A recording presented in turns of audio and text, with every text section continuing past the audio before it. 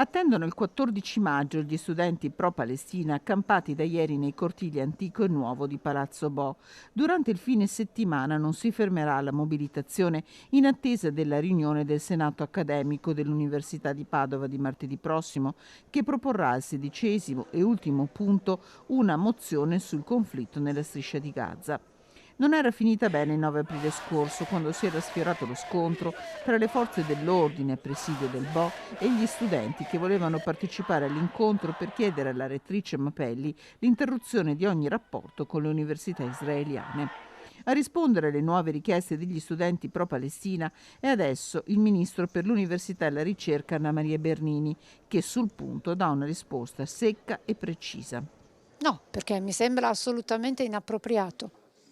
Noi siamo democrazie che devono collaborare ed esportare democrazia anche a livello scientifico. L'errore di questa posizione è confondere le università con il governo. Una cosa è il governo Netanyahu, con cui si può legittimamente ritenere di non volere condividere nulla. Una cosa sono le università. Le università sono i luoghi della scienza, della formazione e della democrazia. Una cosa sono i popoli, una cosa sono i governi, una cosa sono le università, una cosa sono i governi. Non bisogna mai fare confusione, altrimenti si rischia di limitare, non far crescere la democrazia. In attesa di martedì gli studenti resteranno accampati, mettendo in atto iniziative di sensibilizzazione della cittadinanza, dal volantinaggio a spettacoli improvvisati.